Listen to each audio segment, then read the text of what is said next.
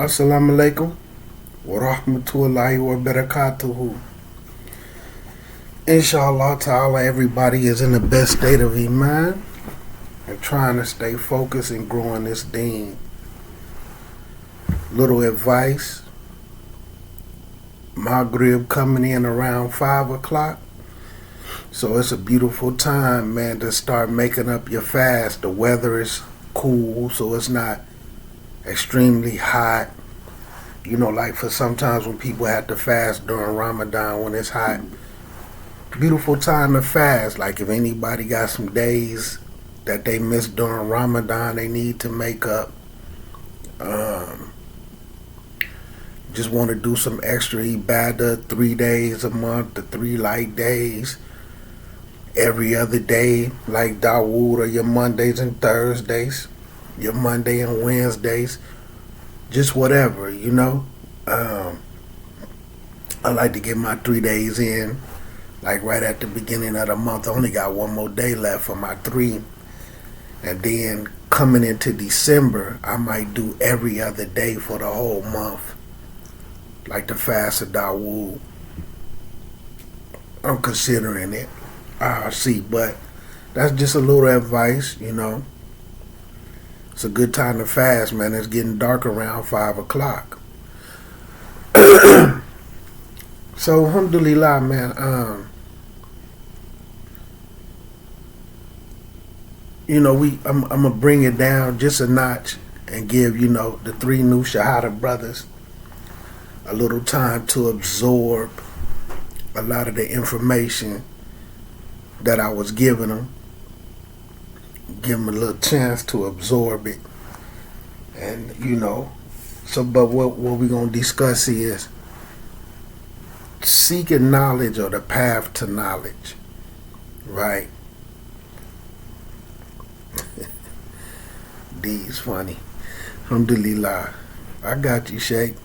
So,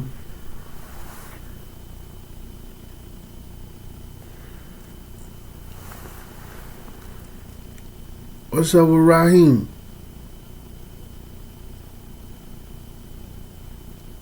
No. Okay. So, anyway, the path to seeking knowledge, man, and what it takes. The benefits of it. And I probably won't do a lot of writing, but I am going to put this on the board right here real quick, because this is extremely important, man. First and foremost,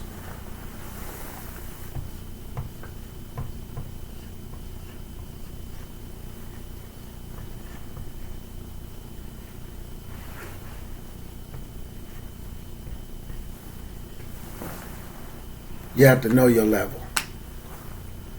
You have to know your level, right? And you have to progress the same way. See in Islam, man, in the Arabic language, they have a term, tarbiyah, cultivating. Basically like the process of going from preschool to kindergarten, the 1st grade, wakada, right? Sometimes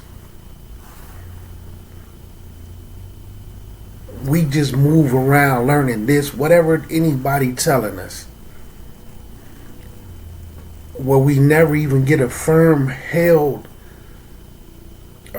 hold on kindergarten knowledge, right? So you gotta know your level, so you can start to understand how you want to seek knowledge. Then you have to set goals.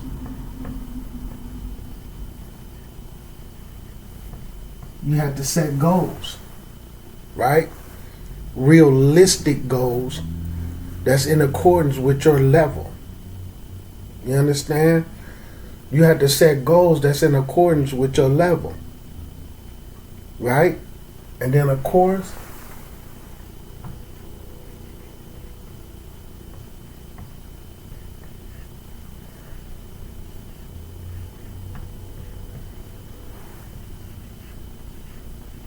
I had to use my New York terminology. You got to put in mad work, emphasis on mad work. So one of the new Shahada brothers reached out to me and asked me kind of like, how did I kind of arrive at the level that I am, right? It took a lot of years. It took a lot of years, man. Consistency, being extremely honest with myself, and accepting the fact that I didn't know what I thought I knew. And I knew at one point in time I was like a sponge. So sometimes you had to take a sponge and squeeze it and get all the dirty water out. Then you got to cleanse that sponge and then run fresh water in it. I had to get all of that filth out of me. But this path wasn't easy. So I'm going to give y'all some examples. That's true stories that's going on right now. Okay? I got a Muslim brother. He always, and I'm going to be careful. I wish he was on here so I can ask him if I could say his name.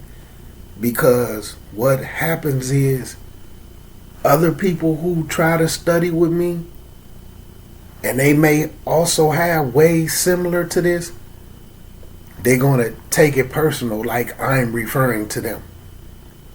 You know, because they starting to get a little argumentative.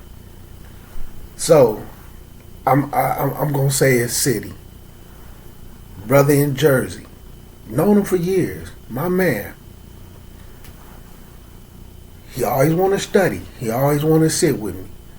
A lot of people be really wanting to sit with me and stuff because I don't charge. Right? He in Jersey. And, you know, time on his side a little bit. He only like 35 years old or something like that. So I've been knowing him for a nice little amount of time.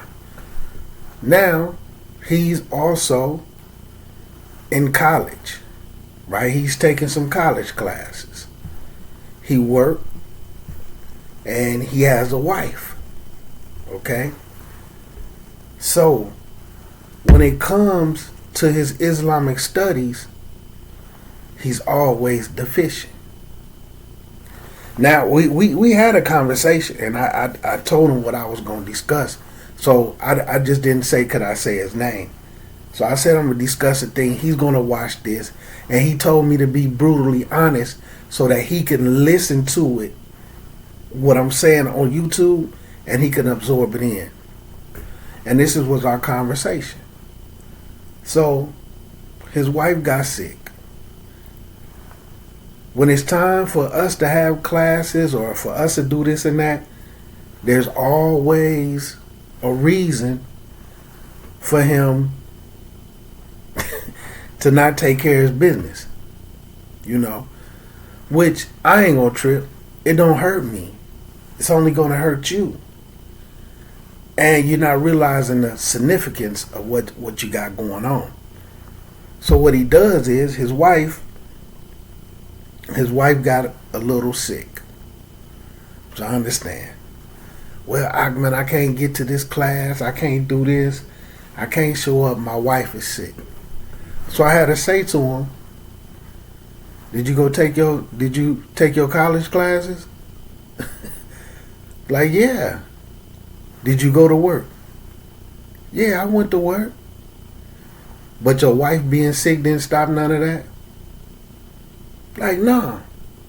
But your Islamic studies, what get you in a certain place with Allah and get you to Jannah, you'll put that on hold because your wife's sick.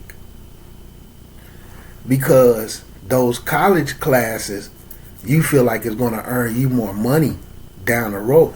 You see something in it that you feel like is a benefit in it. But Islam, you don't really see the benefit in it down the road. Because you will put the deen, the Islamic education, on the side. Especially when you got somebody that's sitting around willing to teach you and help you absorb it for free. For free. You know what I'm saying? But we've been trying to do this for about 5-6 months. And I'm going to be honest. And like I said, but we've had this conversation and I'm talking about it. I don't take them serious. And the reason why I don't take them serious is because I knew the process. And I'm mentioning that. The only reason why I'm mentioning the story, not to humiliate him or make him look bad. Y'all don't even know who he is. But to show, sometimes people say they want this education. Now, not in his case. Some people just be talking. You know what I'm saying? They want people to be impressed with, I'm going to take some classes, I'm going to do this and I'm going to do that. But they not really serious. You can't come to the Islamic classes because there's always some excuse. But you show up for your college classes, no excuses. You show up to work, no excuses. But anything that involves the Islamic studies, you never do it. You never do it. And it's funny because, and I'm not trying to be funny, there's literally 3 people, 2 brothers and 1 sister that I deal with. We get together and start doing a lesson or just trying to prep for a lesson. And you know what they say? I'm not a good student. Give me a few days. Give me till next week. I need to become a better student. But at the same time, they talking to me about how they take college classes. In your college class, do you say, hey, teacher, excuse me, I need a week. I need 2 days for this lesson. I got to figure out how to become a better student. You know what I'm saying? How you going to say you need to become a better student for the Islamic classes, but you don't do that for the college classes? Or if you got some type of training at work, if you had to take some type of class at work, you're not going to have that. You see what I'm saying? If you got to take some classes to get your job, you're going to take them. You see what I'm saying? So with them telling me that, like, you can't tell me on the flip side, well, I got these college classes, I got this stuff at work. But you ain't got to become a better student for that. And then it be extremely kindergarten stuff. Like no knock to him. We've been trying to get the Arabic alphabet under this brother for like 5 months. But that's his choice. It only hurts him. It only hurts him. But so it's like everybody know, you know, we're going to put it this way. And this is something that I want people to understand. When you are a kid and you hit kindergarten, they start teaching you the ABCs. Alright? They teach you the ABCs. When you're overseas, they start teaching you the Arabic alphabet as a kindergarten and in preschool. So it's that easy to learn it. You can get the Arabic alphabet down in 1 day. In 1 day. 5-6 months. So with my journey, just to show some of the things that I had to done, and this is why it's hard for me to take people serious. And like I said, this ain't no bad session, but sometimes people need to be honest with themselves. They need to know their level. They need to set some goals and put in mad work. with me, wallahi, wallahi, wallahi, wallahi, I would go to work 3:30 to midnight, get off at midnight, drive home, jump in the shower. Wallahi, I gotta be in class at 1 a.m. one-on-one with a sheikh because they overseas. Wallahi, 1 a.m., 1 hour of classes, one-on-one. So I'm not in a class with a whole bunch of other people where I can possibly doze off. It's me one-on-one with the sheikh. Get out of that class. I'm in that class from 1 a.m. to 2. Sometimes it will run over to 2, like 2:15, maybe 2:20. Just to have to be back in class with a whole nother sheikh in a whole nother different country, wallahi, at 3 a.m. or 4 a.m. Throughout the week, those classes would fluctuate. Monday, I might have to be in class at 3 a.m. Tuesday, I had to be in class at 4 a.m. And it was Monday through Friday. You understand? So sometimes when I would get out of class at 2, so I'm at class at 1 a.m., get out of class at 2 a.m., make Qiyam al-Layl for sometimes not the whole hour because I had to get my homework in or I had to review for my classes coming up at 3 a.m. or 4 a.m. Then I got to come up out of that class, make Fajr. Right? Make Fajr. Give me a little bitty nap in, get up, take my daughter to school.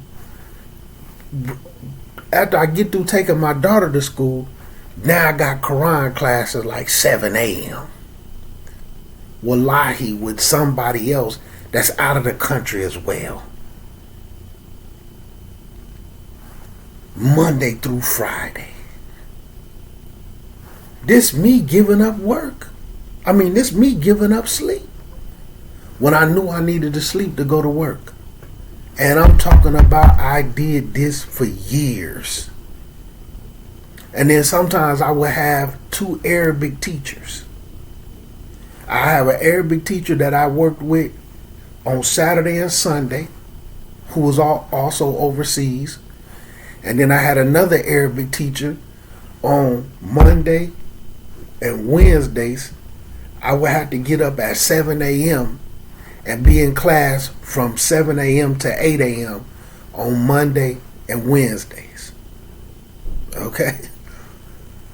And so I got to be up through the night, class from 1 to 2, sometimes 2:30, then get up at 3. You know what I'm saying? Get ready, be in class again at 3 or either 4. Hour and a half. One-on-ones. And then I was still teaching. While I'm at work, I'm taking my whole lunch break to teach other people. Through FaceTime, they got the book, going through books like Bulugh al-Maram. I'm teaching the whole book of Bulugh al-Maram.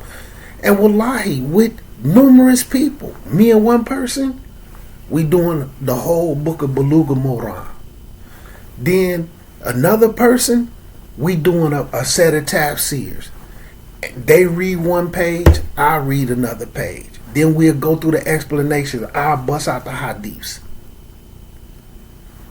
So I'm always involved in something. Multiple different. So this is something else that I did. A sheikh, he's a small scholar. He got a PhD in hadith, right? From the University of Medina. A PhD in hadiths. Cold piece of work. Nice with the fiqh, nice with the aqidah. So he put together a small, extremely basic aqidah course. So like some people who reach out to me now, I knew he was going to, because he had already informed us that he was going to start to teach the class, to teach the Aikido course, right? So I sent the Aikido course, wallahi, I sent the Aikido course to several people, maybe like 2 months ahead of time. Before that, he was, because these was people who said that they really wanted to learn, they really wanted to study. Okay, cool. You do this, you take a look at that, do the homework, because it has quizzes, it has homework on it. Do the homework, send it to me. I'm gonna check the homework. If they were serious, I was gonna pull them into the class where they could sit there with the sheikh. Guess what happened? None of them did it. None of them did it. Now, it was another person who, you know, I rock out with in this city here. I told him I'm gonna pull you into the class because I wanted them to see what it looked like, right? So they could see some of the other people in it. And like in the class, there's people in there that's from India. You know, it was a couple of people from Philly that was in there. I wanted them to see what was to it and see how they absorbed it. But this was really a kindergarten class. It was kindergarten. But I know they didn't feel like it was a kindergarten class. But I just wanted them to see the process and see how they absorbed it, to see if they could move forward so that I could put them in some different things so they could see the process. I know the process, man. So like I said, I'm getting up 1 a.m. on Saturdays and Sundays. I'm in other classes, and all my teachers is in different countries. Well, a couple of my teachers was in Egypt, right? And wallahi, this is true stuff. For years, I still do it. It's just not up at night. Sometimes I'm on a small break right now, right? Because we do have small breaks, or I do take small breaks. And I pay for these classes. I pay out of my pocket for these classes. Okay? You gotta put in work. You gotta put in work. And some of my companions, like wallahi, it was okay. I'm in one class. The teacher is in Mecca. He's actually a student in a university of Mecca. He working on his PhD. So he's a master's, but he's working on his PhD. And he go get a lot of ijazas and he sit with scholars, right? And when you in his cipher and some of his paid classes, he have like a lot of where some classes they be free, you just have to get up and get on them, right? Because it's his training to become a teacher, but it's stuff he's qualified to do. You might jump in there, it might be like 400-500 students. So I'm in there, wallahi. We in class. It's me and another. It's just me and one person, one other person. We answering all the questions. So then we get to going at it on answering the questions. I don't know them. I just see their name, right? So we answering the questions. This class was at 3 a.m. 5 a.m. when I get in my next class, wallahi, the same person, and this is with a sheikh that's in a scholar, that's in Africa. Same person in class. So now we're answering, so now we going at it in this class. This happened like 3 days in a row. This happened like 3 days in a row. But then, wallahi, one of the people that I sit with in America, when they go live, pull us in through Zoom. Wallahi. Class start. Guess who's there? The same person. 3 a.m. to 5 a.m. And then this class was going on like, because I was at work, so it was like 5 or 6 in the evening. So like I'm on my lunch break and I'm jumping in. We battling again. Right? But all 3 of these classes is different subjects. And we battling. We the only two, wallahi, we the only two answering all the questions. But these was hard class. This wasn't no kindergarten stuff. So, but it was like 3 days in a row. So then, long story short, we had it was a class, it was a little boring because it was a whole lot of, it was real intricate and he was just going through details. So we got to hitting each other in the little side chat. Like, where you from? You know what I'm saying? Like, you know some stuff, this and that. So then we linked on Telegram. They happened to be a truck driver. Wallahi, wallahi, wallahi. We ended up becoming so cool, and we still cool to this day. This was like, it was 2 years ago. It's been like two and a half years around when COVID started clearing up. Wallahi. They had their dispatcher set them up some routes to come through Chicago, slide down through Illinois. Wallahi. Took them a little rest where they had a little 18-hour, whatever it is. Came to the crib. You know what I'm saying? We sat back, kicked it, politicked. You know what I'm saying? Wallahi, I jumped up, walked them around the hood, walked them to the little Muslim spot where we went and got some chicken. Because, you know, it was a nice little warm day. We walked around, you know what I'm saying?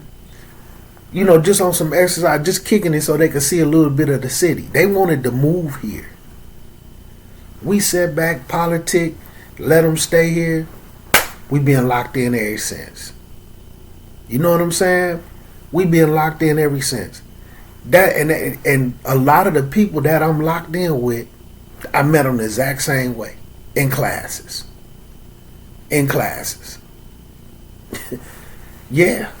And I'm talking about we be battling. We be battling. But we put the work in, man. We put the work in. When I see people that come with ready-made excuses, I just feel like they not gonna make it. Because I done seen a lot of people fall by the wayside. And one problem, this is the main problem that I see with people, and I'm saying this as some advice, right? People think the books that they have mean something.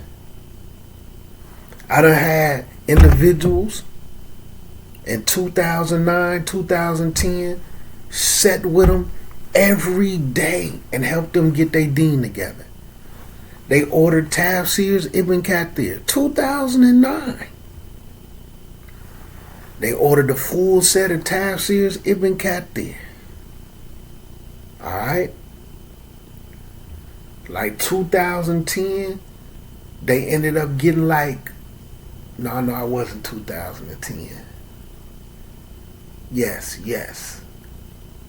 No.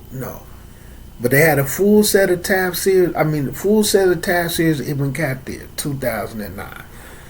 At the time, because I had read all the hadiths, and I'm close to halfway through Tafsirs Ibn Kathir, I probably had about 25 minhaj books. The disease of the hearts and its cures, the cause and effects of fitna, you know, those little books, Iman boosters and minhaj books. So I was reading them. they was getting all the little small Minhaj books. You know, little books, 6 fundamental principles. But at the same time, I'm in class for some of them. So like, wallahi, I actually have ijazas for some of those books. You know, 4 fundamental principles, the nullifiers of Islam. I actually got like 3 nullifiers of Islam from 3 ijazas from 3 different teachers.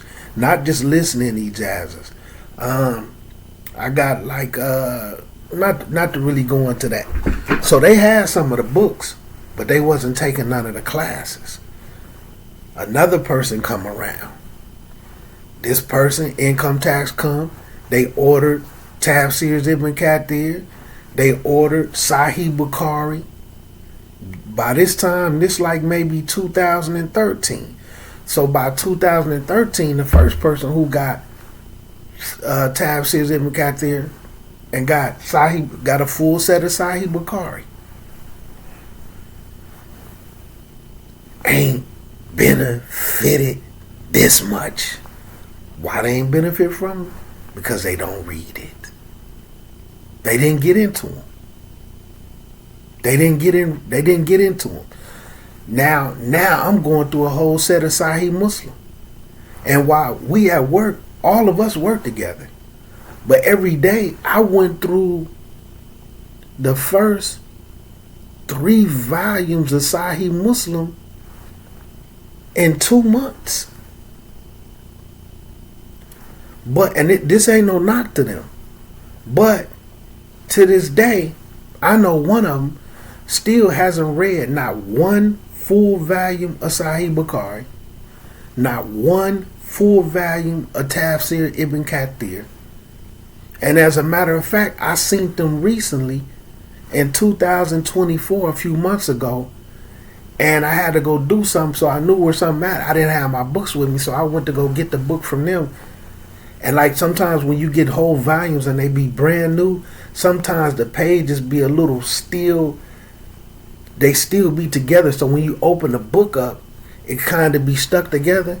I go bust some of the books off. It's like volume 3 in Ibn Kathir and the Sahih Bukhari. They hadn't even never been open. And they have both of them over 10 years. This isn't to bash them, but they didn't put in the work. So now I see other people, but every time we was around other people, and they be trying to talk to people, they would be like, "Oh, I got this book, I got that book," but you haven't read it. But then when you sitting around somebody who read it, somebody who take classes, you know what I'm saying? I'm gonna pause the YouTube for 1 second. I'm gonna show something. Well, I ain't gotta show it. If anybody, well, let me pause anyway, because that Qiyam al-Layl alarm going off. 1 second, then I'm gonna wrap it up, man, because like I said, time changed, so we want to get to the praying a little earlier. Hold on 1 second. Okay, so I went through Tafsir Jalalain, for anybody who's familiar with that, right? I sat through the whole entire Tafsir because it's in 1 volume. And it is kind of like when students go to school or when they sitting with particular scholars, depending on how the scholar is and where they are, and they in a study and they studying Tafsirs, Jalalain is like the first set of Tafsir they start them off with. So my point is, I know the process. I done sat with after I went through it with a scholar, and I was cool enough with it and understood enough in it. I started to teach it with people if they bought the book. Wallahi, and I would be on my lunch break. So my whole point is, just like people who listen to my videos, I get up and go to the grocery stores at 6, 7 a.m. They open at 7. I'm right there walking through the doors at 7. While I'm getting ready to walk through the doors making my du'as, my classes is starting. So I'm walking around the grocery store in class. But see, I make the time for the classes. I be on lunch break in class. You know what I'm saying? Class 1 in the morning, 3 in the morning, 5 in the morning, weekends, class. Real classes, man. Real classes. Certain books, like I always keep these. Let me show a couple of books.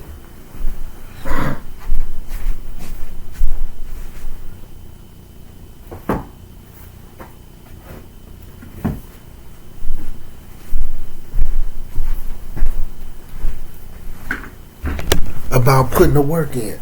So I always had these type of books, right? Where they have tests and quiz in them. And there's some that's like 30 days of guidance. So I always had these. So outside of my classes, I always had these. I know people, some of the same individuals I know, done had these same books since like 2014. Okay? Still brand new. I know people who got them now. Now, by me completing them, and I done taught this. Like I think even with my daughter, man, while my daughter was in like maybe 5th, 6th grade, I think my daughter was up to like maybe lesson 10 or something. You know what I'm saying? So I know what it take. But see, with me, with these type of books right here, I go in and just challenge the test. I go straight to the test, the quizzes, the exam, challenge it, and then I read the material. That way I can study it. The reason why I do that, because I used to have that American way where I would find myself just scamming through looking for the answers. I go challenge the test first. Let me challenge my knowledge. And then I'll do it. The online, Islamic online university, wallahi, they got like some free diploma stuff. I completed the whole thing, the whole entire course, final exam, in one weekend. Friday, Saturday, and Sunday. How was I able to do that? Because I just challenged all the tests. The Arabic part was the only part that forced me to watch videos, where it didn't have a reading part. I didn't even read the material. I just went through, challenged all the tests. Passed with high honors. Wallahi, the final exam, they give you like 2.5 hours or something like that. Wallahi, I finished the whole exam in 15, 16 minutes. Like 15 minutes and some change. Wallahi. Not from a bragging standpoint, but just challenging the whole test. But I know people who've been fooling with that same thing, ain't passed, went through one whole thing in 8-9 years. Because they got time for everything else. They may have to go to school to become a nurse, do this and that, but they Islamic studies, gone. I know people who had Tafsirs, Ibn Kathir, right, Sahih Bukhari, sisters, not even Muslim no more, not covering, because people start thinking because of the books that they have, it make them top notch. So like with me challenging the test, when I started off just reading it, I would do one lesson a night. It's 23. I'm mentioning this for a reason. It's 20 quizzes in here. If you do one a night, you'll be done before a month is over. This is part 2. Same amount. You can have both of these done in a month and a half by doing just one a night. Wallahi, that's what I was doing. And this is in 2014. Because I remember when I started on this one, we had just reopened the other masjid. And wallahi, I got off at midnight. I would go grab something to eat. Wallahi, go to the masjid. Because I had keys. I'm in the masjid by 12:30, By 12:30 at night, we talking about after midnight. Get myself together. I would do one lesson on this, then my homework, my class at 1 to 2, and then when I got done with that, I would do my little praying and then hurry up and go home so I could be in class by 3. I'm saying all this to say you got to put the work in. This is the work that I put in for years and that I still do. And then when I'm out of class, like some of my homies, like small books like Istiqamah, the 10 Principles of Istiqamah, Wallahi. Like right before Ramadan would start, I would read the whole book.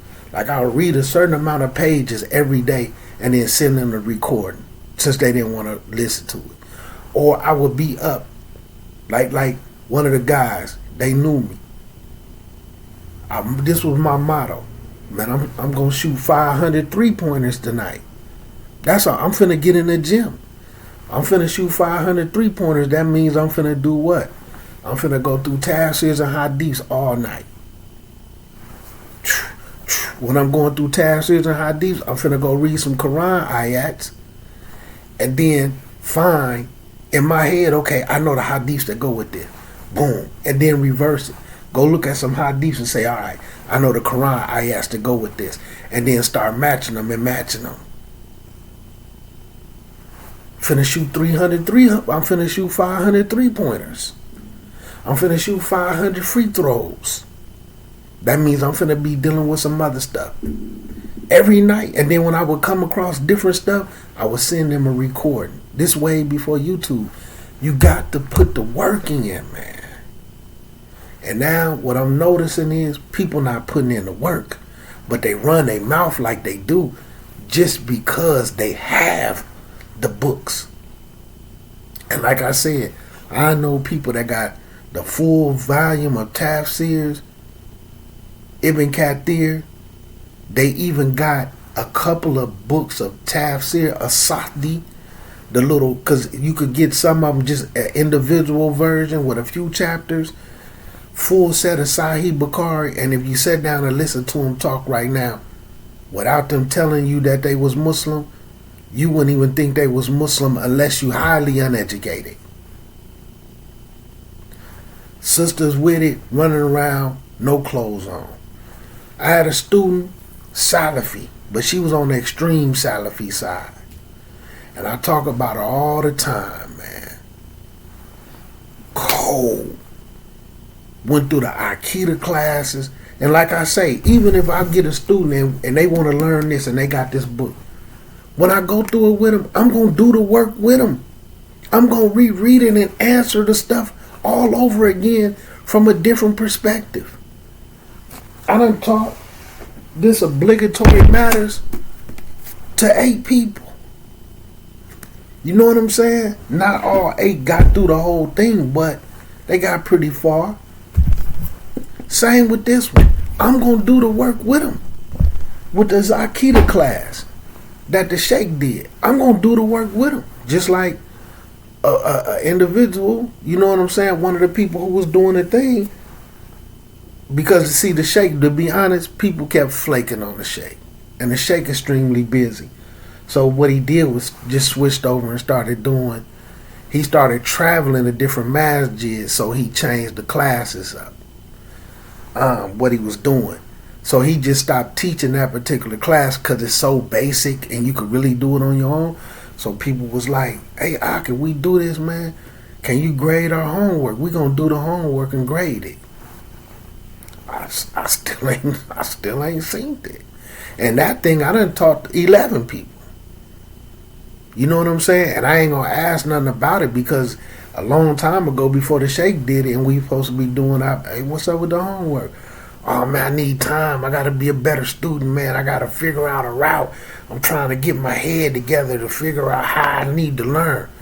But you're a college student, though. You know what I'm saying? You got a particular job that you had to go to school. You had to go do some studying and pass some tests to get the job that you got. But when it comes to Islam, for some strange reason, you got to learn how to be a better student. I'm not going to take that serious. Especially with even with that Akida class. with 10 parts, 9 parts in a book. Every night, one lesson. Sometimes 2. I'm going to finish this in 2 weeks. It's 10 parts. I'm done with this in 2 weeks. You know what I'm saying? I'm done with this in 2 weeks. Really less than that. Because I'm going to do 1 a night or 2 a night. I'm going to put the work in before I go to bed. As soon as I get, and this, I'm doing this after I get off work. At midnight, 11:30. And see, this is why with the new Shahada brothers, this is why I have them reading 4 to 5 pages after every salat. So that you could get that consistency. And then that way you can finish that Quran in a month. I'm giving them 2 months. And then we're going to keep that same reading pattern as we switch over to other books, to where you're going to get a lesson a night. Just like this right here. This Walulu Wal Marjan. It's a 2-volume set. This is all the hadiths that's agreed upon in Sahih Muslim and Sahih Bukhari. The big joker, as I called it. It's like 1,906. Wait a minute. Yeah, it's volume 1. Let me double check.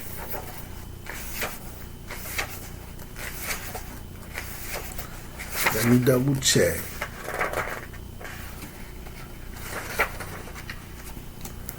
And then I'm going to wrap it up, man. So in this, and the Arabic is in them. That's the beauty of it. So I like when I have them that way. It's 1,906 hadiths in here. I done went through this whole thing with a student of hadith that got a master's degree. Went through the whole thing as they explained them. But I had to put the work in. I couldn't sit down and be like, oh. And sometimes people have valid excuses. I understand, but those same excuses don't stop them from doing nothing else. 1 a.m. And I got to adjust with them because they're overseas. They 9 hours ahead. So like 1 a.m. for me is like 9 in the morning for them. And then with some of them being students in the University of Mecca and Medina, they have a short time in between their classes to do it. So what I look like, hey man, I need you to do this, and this. And then they set aside that time to be there for me. And then I'd be like, nah, I can't do it today, man. I need to figure out some things, this going on in my life. But I'm still taking classes. I'm still in college classes. I'm still going to work. No shot to my man in Jersey, but I'm just saying. That other stuff that don't involve it, it don't put a damper on that. So, know your level. Set you some goals. Put in work, man, and you got to prioritize. And I'm telling y'all, wallahi, these is the sacrifices I had to make. I'm getting off work. I work in a factory, man, in the summertime. Sometimes, wallahi, certain parts in the factory be 120 degrees. 115, 110. And I got to have long sleeves on. Right? So I'm working through a super duper hot factory. Get off work, shower, and I'm in class at 1 a.m. to 2 a.m. Then between 2 a.m. and then 3 a.m. or either 4 a.m., I'm right back in class. For imam training, and then some stuff I had to travel for. You know what I'm saying? I done had to go to Michigan for some things, for some classes. And due to the way that it was and the sheikh came there, we got to be in the masjid at 6 a.m. Class 6 a.m. to 9. right? That's 3 hours. Then we take a break and come back at 1, and then we got to be in there from 1 to 4. And you got to pass. You're not just listening. You're not just listening to somebody talk. So, wallahi, this isn't for me to like, I'm not trying to brag on myself. You have to put the work in. And I put the work in. Just like I said, these late night sessions, I adjust some of it for YouTube because they convinced me that some of it might benefit some people. And I do have to admit, people be reaching out talking about how I benefit them. But then some people who so locked in, some people be really upset, man. They be hitting the dislike button, which I got an idea who it is. You know what I'm saying? Plus it show me certain things, But they be mad about the stuff. But these late night sessions, we be getting to it. Like the way these be classes that y'all be seeing, y'all just getting to see some of it. Some of it we'll go through some stuff before I start recording. You know what I'm saying? Some of it we're doing. I never start recording it for YouTube. It just be us. And as y'all can see, y'all hear almost every night my adhan for Qiyam for Tahajjud go off. That's letting y'all know it be 1:30 a.m. 1:30, 2:30. Just like right now, it's 1:12. And I got off work, come in the crib, do what I gotta do, and then I meet with the brothers. And all of us not even on the same time. A couple of brothers is in Atlanta, which is a different time zone. Couple of brothers in Philly and Jersey, and then we here. And then some people in St. Louis, but they on the same time zone as us as well. And we all in class, so it ain't the same time for all of us. But what we doing? We putting in that work. And I'm going to show y'all the beauty of it. There's a story. Some people say it's not authentic, but there's a lot of benefit in it. Right? It was when Imam Shafi'i met Imam Ahmed ibn Hanbal. So Imam Shafi'i is coming to, they had corresponded through like letters and messages. So Imam Shafi'i actually came to Imam Ahmed ibn Hanbal house to stay for the night. So, he didn't really eat because he was fasting. So, he ate a little bit just to show his deen, and he's traveling. So when the nighttime came, Imam Ahmed wanted to see if he wanted to pray Tahajjud, right? But they noticed his candle had never went out because they, the little way that they had glass, sometimes they had them kerosenes where they had like a fat string and they had like some gas in there and they lit it that way, so it wasn't always a candle. So whatever he was using for a lamp, they noticed it had never went out. You know what I'm saying? So the wife was like, Imam Shafi'i declined to pray Tahajjud with them. So they was like, the wife was like, this is the great Imam Shafi'i. Like, what's going on with him that he not praying Tahajjud? You know what I'm saying? Why he ain't really eat a lot of food and this and that. So, they tripping off of him. He's supposed to be this great person. So then when Fajr, so they prayed Tahajjud, and then they went back to bed. When they woke up for Fajr, they was like, it's time for Fajr. So they noticed he came to Fajr and he didn't make wudu. So now they like, why you ain't make wudu? You coming for Fajr, you ain't make wudu? So he told them, I've been in wudu the whole night. Well, why you ain't pray Tahajjud? He said, because I was up trying to deduce. I'm going through one hadith, And I came up with 100 rulings from one hadith. So he was like, although I wasn't making tahajjud, I was up seeking knowledge during the third part of the night, which is just as beneficial. So he gave some dalil for the rewards and benefits that you get for seeking knowledge during the third part of the night. So what do? We be seeking knowledge. We discussing knowledge. Another thing that comes to mind is, which we all aware of, when you sitting down doing this, the angels lower and they put their wings around us. So this is something that make the angels come down, so that Sakina will come down. And then when that Sakina comes down, then boom, we go. And like some of us do to our time zone, like me, my alarm go off, I'm going to intentionally lay down for 30 minutes, 40 minutes, and wake back up so that I can get that extra reward for waking up to pray. You see what I'm saying? That's why we be moving and cutting things short and doing what we be doing just for YouTube. So we getting that reward for seeking knowledge, teaching knowledge, the angels coming down. Then we lay down and get back up. We go to sleep, get back up, and then we get that reward for tahajjud and get to talk to Allah Azza wa Jal.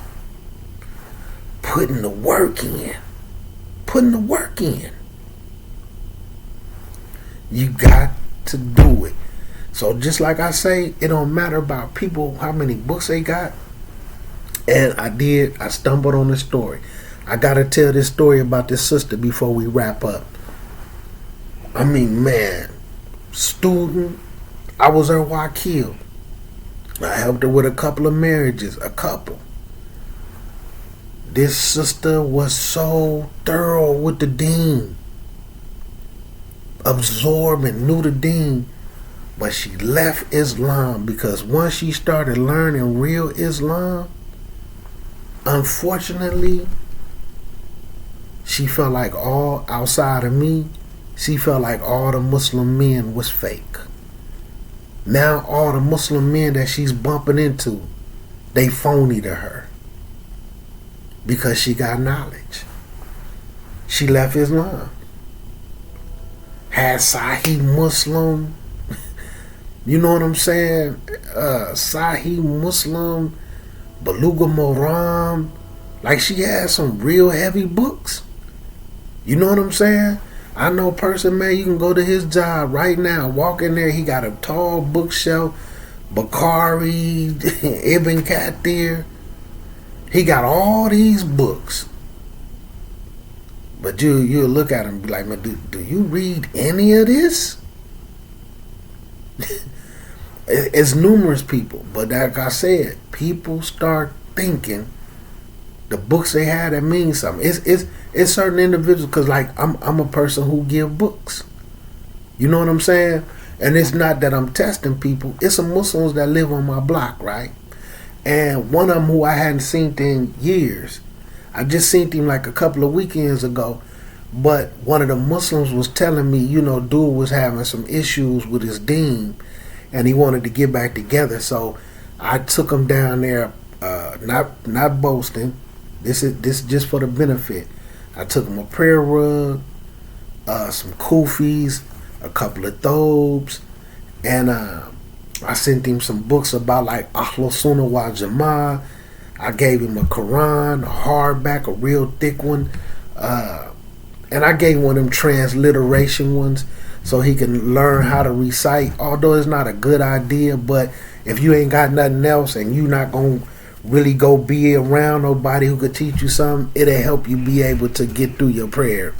And we know the hadith where, you know, if you struggle with that, it's more of a reward. So I gave him one of those big Qurans and a few other books. So when I seen him, right, a couple of weekends ago, I'm like, you remember me? He was like, come on, man, you know you the one sent me them books. And wallahi, he said, man, some of that stuff you highlighted in them books for me. He was like, man, it's helping me, man. You know, he was like, I still got some issues But he was like, man, my life getting back better. Like, man, that stuff you sent me helping me, man. You know, he was like, I need to sit down with you. Now, this is the beauty. Because I done gave numerous people books. But when I see like some of these other ones, they ain't touched nothing. They ain't touched nothing. But they be the ones that's talking about what books they have. And I be feeling bad for them because I see them taking the exact same path as these other people. They got Sahih Bukhari sitting on their shelf. And I'm telling you, you don't want to make a hypocrite of yourself. Because, like I said, some of these brothers, you got the 10 Nullifiers book on your shelf. You done went through, you didn't read it in detail. You just went and looked through what the Nullifiers of Islam is. And you got this book, but you still done fell into like 8 other nullifiers. How you gonna explain that to Allah? And then you don't have no fear. You got the book that's showing you that you done nullified your Islam in 8 ways, and you not even trying to fix it. But still trying to get people to sit down and listen to you, and you done violated 8 nullifiers of your deen every day of the week, been nullified for years, and you don't care. But you want people to listen to you. That's scary to me. That's scary to me, man. And they had no fear. Some of the sisters, man, uncovered this and that, and I understand their point of view because they in their head, and like I say, man, it's easy to get in contact with people. They sitting around like people uncovered. So you don't want to make a hypocrite of yourself. People that don't cover up, people that have weave in their head, people that may do other things, have a sip here and there because people know their business. And now they trying to talk to me about what I need to do. And it come in my mind, that Quran ayat, man, about people advising other people, but they forget to practice it themselves. Y'all running around here, y'all cheating on y'all husbands, y'all doing this and that, but all y'all want to hit my phone and talk to me because now I'm looking and acting exactly like y'all. Now y'all finally see something wrong with it because now y'all can point the finger at me instead of pointing at y'allself. Everything y'all seeing me right now, that's how y'all is every day of the week. Some of y'all. Y'all see me uncovered? You've been uncovered for 10 years. You've been uncovered. You only cover up when you come around us. Or if you finna run to the grocery store and you don't want to be seen. But once you leave and you everywhere else, you not covered. But now y'all want to call and talk to me. That's why I don't take Islam serious. You know what I'm saying? Hey man, it's unfortunate, but my point is, they got Tafsir Ibn Kathir.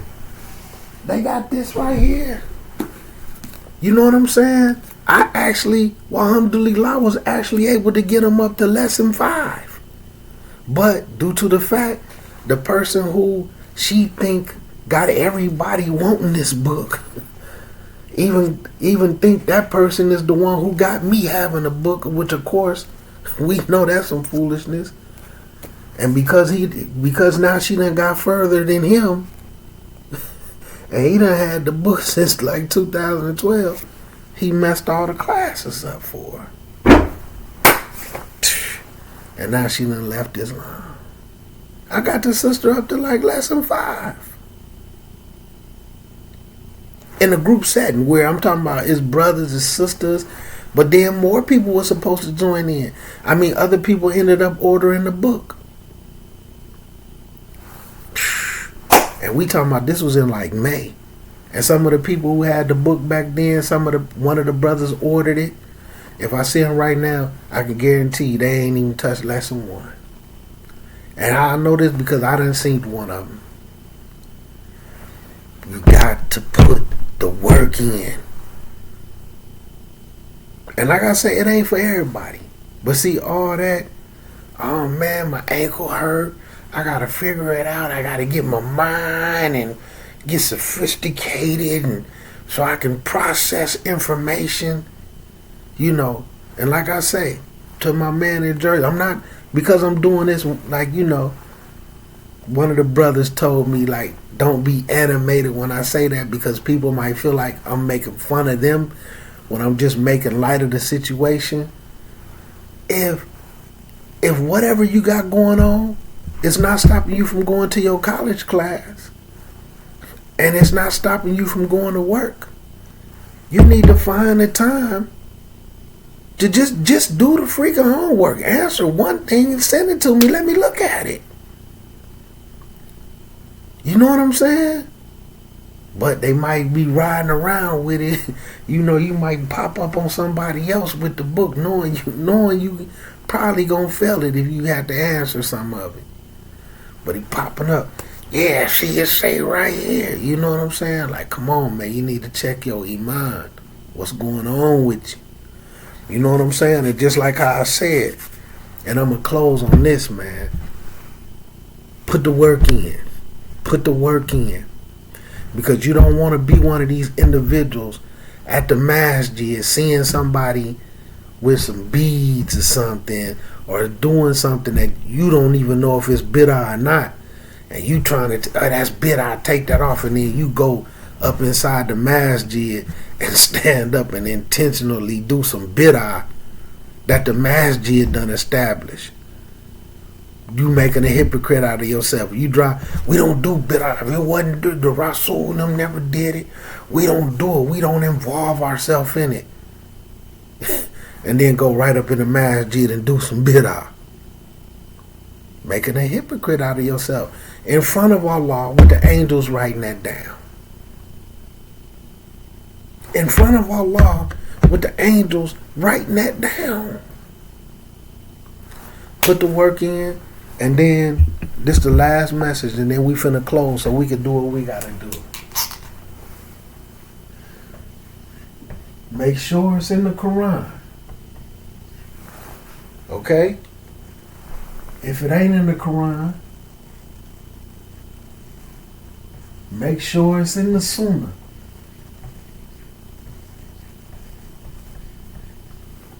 Which we know that's Hadith. And then make sure the companions had that understanding. You understand? Because, like, some of y'all probably didn't know. And D's, I'm finna wrap it up. I gotta say this last thing, because it bothers me. Like, okay, me and a brother was talking, and I asked him how many adhans is it.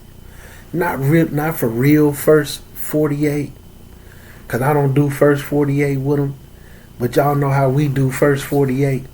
I was just asking how many adhans is it. So they like 2. I'm like, it's 3. But this is the funny thing. But they not seeing what I'm really asking them. Do you call the adhan in accordance with Imam Hanifa or in accordance with Imam Malik? See, a lot of people don't know that. Imam Malik, in their madhab, they call the adhan one way. And Imam, the Hanafi madhab, because they refer to what people is common to calling the adhan, they call that the Hanafi adhan. So when you sit down and say, how did Bilal call it? They don't even really be sure. Oh, well, this is how Bilal called it, right? But isn't that the Hanafi adhan? That's what they call it. If y'all go look up and say the 2 different ways to call the adhan, it's going to come up the Hanafi way and the Maliki way. And then if you look at it, you're going to be like, oh man, I called the adhan in accordance with the Hanafi madhab. Now, or I call the adhan in accordance with the Maliki madhab. Now let's say whichever one, which one of them is actually in the hadiths? Just like the same with the prayers. You pray Hanafi, you pray Maliki, you pray Shafi, you pray Hanbali way. Which way do you pray? But you say, hey man, can you go to the books of hadith and find everything you do in your prayer in it? Or do you pray in accordance? And like I'm saying, if they is one of them is from the Sunnah, why they don't just say this is the Prophet way? Why is the Hanafi way? Why is the Maliki way? Why is it tied to these imams if it's in the Sunnah? These are the type of things that people need to learn to investigate. And that's why once you learn Quran, Sunnah, and companion, your view gonna change on a lot of stuff. And that's why certain people be getting mad at my videos, because they think I'm dissing black madhab, which is not a black madhab. You know what I'm saying? I'm just speaking the truth. Wudu. Do you make wudu in accordance with Imam Hanifa, where you have to come down and do your neck and do all this? Or do you do in accordance with this madhab and do fresh water, or you do this and that? Which madhab is your wudu? And then you look at the video, because it cracked me up. I be hearing people be like, yeah, like I ain't never seen them make wudu before. Yeah, man, I go through, all my wudu come from this book right here. I learned it right here. But you learned how to make wudu about 10 years ago. How did you just learn in a book you just got recently?